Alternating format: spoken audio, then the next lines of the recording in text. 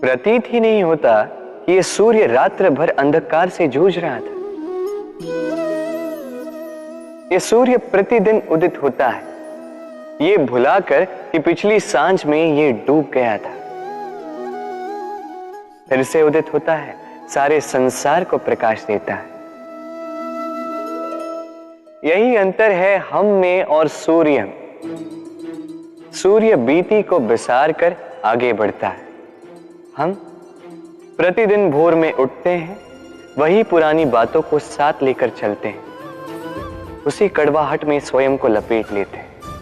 अब यही बीती बातों की श्रृंखला हमें जीवन में आगे बढ़ने ही नहीं देती। देखिए, यही जीवन है। भूल सबसे होती है, अपयश सबको मिलता है, सबकी यात्रा में असफलता लिखी है, सभी बुरे दिन देखते हैं।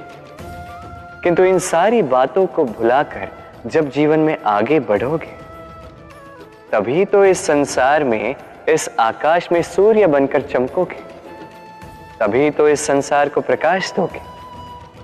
इसलिए प्रतिदिन जागिए, एक नए जन्म के साथ, एक नए उत्साह के साथ, एक नए लक्ष्य के साथ। क्योंकि ये बीती बातें आपको पीड़ा देने के लिए नहीं, केवल शिक्षा देने के लिए होती हैं। ईश्वर, जब भी हम ईश्वर को स्मरण करते हैं, ईश्वर से ये अवश्य मांगते हैं कि हम सदा स्वस्थ रहें, इन संकटों से, इन कठिनाइयों से हम सदा दूर रहें। किंतु ये बहुत बड़ी भूल है। अब आप सोच रहे होंगे कि मैं क्या बातें कर रहा हूं। बोला, ईश्वर से संकटों से दूर रहने की कामना करना ये भूल कैसे हुई? क्योंकि ये संकट, ये कठिनाई जिनसे हम दूर भागते हैं, जो संकट कुछ ही समय के लिए आता है और फिर जाने के पश्चात आपको अपने सगों, आपके हितैषी, आपके मित्रों की परख करवा देता है, आपकी सोई हुई समझ जगाता है, आपको और भी बलवान बना देता है। ये संकट जिससे हम दूर भाग रहे थे, यदि हम इन संकटों का सामना करना सीख जाए, इस अनुभव से सीखना आत्मसात कर, ये जीवन और भी अधिक आनंदमयी हो जाएगा। तो अब से जब भी ईश्वर को स्मरण करें, संकटों से दूर रहना नहीं, संकटों का सामना करने की शक्ति मांगे, स्वप्न देखें और निडरता से उसकी ओर बढ़े। ये स्वप्न अवश्य सच हो। इस पत्थर को देख रहे हैं हम, नदी की तलहटी पर पाया जाता है, प्रयास करता है कि नदी के जल के प्रवाह को रोक सके। क्या रोक पाता है? कदापि नहीं। उल्टा वो अपने तीखे छोरों को गोल कर बैठता है। अब इसे सीखने वाली बात क्या है? इसे सीखने वाली बात ये कि जो व्यक्ति दृढ़ निश्चय के साथ जीवन में केवल आगे बढ़ता है बिना रुके, वो ना केवल अपना लक्ष्य प्राप्त करता है, बल्कि मार्ग में आने वाली बाधाओं का अस्तित्व ही बदल देता है। तो आप क्या बनना चाहेंगे? वो व्यक्ति जो बाधाओं को चीर कर आगे बढ़ता है, या वो व्यक्ति जो किसी और के मार्ग में बाधा बनता है और अपना अस्तित्व ही खो बैठता है? ये ताला देख रहे हैं आप? ये ताला प्रहार से भी खोला जा सकता है, प्यार से भी खोला जा सकता है। अर्थात इस ताले को आप इस चाबी से भी खोल सकते हैं, इस हथौड़े से भी खोला जा सकता है। किंतु खुलने में अंतर होगा। यदि आप इस ताले को प्रहार से खोलोगे तो ये पुनः काम नहीं आएगा, किंतु यदि आप इसे चाबी से खोलोगे तो ये सदा काम आएगा। हमारे जीवन में संबंध भी कुछ इसी प्रकार होते हैं। हमारे जीवन की आनंद रूपी धन की रक्षा करते हैं, किंतु प्रेम से। यदि क्रोध से किया जाए तो फिर वो किसी काम के नहीं रहते। इसलिए उन्हें सदा प्रेम की चाबी से खोलिएगा, क्योंकि हर बार नया ताला ला सकते हैं आप, नए संबंध नहीं ला पाएंगे। कुछ खो देने का भय, जो पा लिया उसे खो देने का भय, अब जिसके हम निकट हैं उसके दूर चले जाने का भय, जो हमारा है हमसे छिन जाने का भय। अब मनुष्य सारा जीवन व्यतीत कर देता है इस भय की छाया में। किंतु क्या कभी आपने ये सोचा है कि ये भय हमें क्यों लगता है? ये भय हमें इसलिए लगता है क्योंकि हम उस व्यक्ति, उस भाव, उस वस्तु को स्वयं से समेट कर रखते हैं। हम स्वयं उसे इतनी शक्ति दे देते हैं कि वो जब चाहे तब हमें छोड़कर जा सकता है, हमें कष्ट पहुंचा सकता है।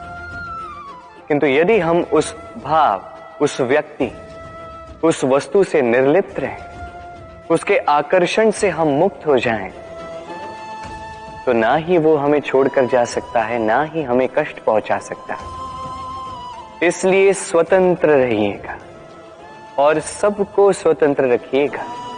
सुख और दुख दोनों हमारे जीवन के अवश्यंभावी और महत्वपूर्ण पहलू हैं।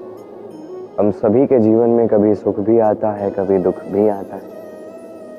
हम सदैव सोचते हैं कि कैसे हमें सुख पाना है, कैसे हमें दुख से दूर रहना है, और इस जीवन में जो भी घटित होता है उसे हम सुख और दुख के मापदंडों पर ही तोलते हैं। अब इसमें छोटा सा अंतर है। पहले समझते हैं कि सुखी व्यक्ति कौन है। सुखी व्यक्ति वो है जो अपने जीवन में अपने कर्मों का आकलन करता है, उनका अनुसरण करता है, वो क्या कर रहा है वो समझता है, और यदि उसमें कोई दोष हो, कोई कमियां हो, तो उसे सुधारते हुए चला जाता है। इसलिए वो सुखी रहता है। वही दूसरा व्यक्ति जो दुखी है वो क्या करता है? वो स्वयं पर नहीं, दूसरों पर दृष्टि बनाए रखता है कि वो क्या कर रहे हैं, उनके कर्म क्या है। वो दूसरों की निंदा करता है, उनकी सफलता से ईर्ष्या का अनुभव करता है, क्रोधित होता है, उन्हें रोकने का प्रयास करता है। इसीलिए तो वो दुखी रहता है। इस संसार में कई सारे ऐसे व्यक्ति हैं जो इसलिए दुखी नहीं हैं क्योंकि उनके जीवन में दुख है। वो इसलिए दुखी हैं क्योंकि दूसरों के जीवन में अधिक सुख है। देखिए, अंततः आपको स्वयं के कर्मों पर ही ध्यान देना होगा, दूसरों के नहीं, क्योंकि आपके जीवन में आपके कर्म बस यही हैं जो आपके नियंत्रण में है। निरंतर प्रयास कीजिए, स्वयं के कर्मों को समझिए, सुधारिए। स्वयं को श्रेष्ठ बनाएंगे तो सफलता अपने आप आपके पास चल के आएगी। संसार में कई सारे ऐसे मनुष्य होते हैं जो चाहते हैं कि सब कुछ उन्हीं के अनुरूप चले, उसके लिए प्रयास भी करते हैं। किंतु सत्य तो यह है कि इस संसार का निर्माण मनुष्य ने नहीं किया है, और इसीलिए ये संसार मनुष्य के अनुसार नहीं चलेगा। मनुष्य को संसार के अनुसार चलना होगा। कभी आपके जीवन में कोई परिस्थिति ऐसी आ जाए जिससे आपको पीड़ा मिले, दुख मिले, आप उसे बदलना चाहो, तो उसे बदलने का प्रयास करो। यदि आप असफल रहो तो पुनः एक बार प्रयास करो, निरंतर प्रयास करो, और जब ना हो पाए तो स्वीकार करो कि इस परिस्थिति को बदला नहीं जा सकता। उस परिस्थिति को बदलने की चाह से दूर हो जाइए। चाहो तो उस परिस्थिति से दूर हो जाओ, किंतु स्वयं को प्रसन्न रखो। यही एक शरीर, यही मन, यही जीवन आपको प्राप्त हुआ है, तो आपका कर्तव्य है स्वयं का ध्यान रखना, स्वयं को प्रसन्न रखना। आप स्वयं प्रसन्न रहेंगे तभी इस संसार को प्रसन्न करने का प्रयास भी कर पाएंगे। प्रसन्नता एक ऐसा भाव जो हम सभी जीवन में चाहते हैं। अब ये सोच के देखिए कि हम अपनी प्रसन्नता के लिए किसी और को उत्तरदायी क्यों मानते हैं। आज इसने कुछ ऐसा किया और इसी कारण से मैं दुखी हूं। आज इसने एक ऐसा कर्म कर दिया कि मेरा मन प्रसन्न हो गया।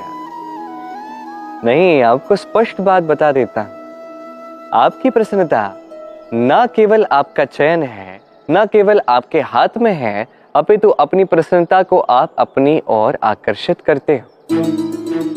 पुष्प को देखिए, पुष्प, इसका सुगंध फैलता है और ये पुष्प अपनी ओर कीट पतंगों को आकर्षित करता है। वही देखिए, कीट पतंगे किसे आकर्षित करते हैं? गिरगिट या मेंढक, कुछ ऐसे जीवों को। अब पुष्प जो है, कीट पतंगों के होने से इस पुष्प का विकास होता है, ये और खिल उठता है, इसका वंश और बढ़ता है। तो इसका तात्पर्य सरल है, पुष्प ने उचित व्यक्ति को अपनी ओर आकर्षित किया। यही कीट पतंगों की बात की जाए तो ये किसे आकर्षित करते हैं? उन्हीं को जो उन्हीं का आखेट करेंगे, उन्हीं का शिकार करेंगे। अब किसे आप अपनी ओर आकर्षित करना चाहते हो, चयन आपका है।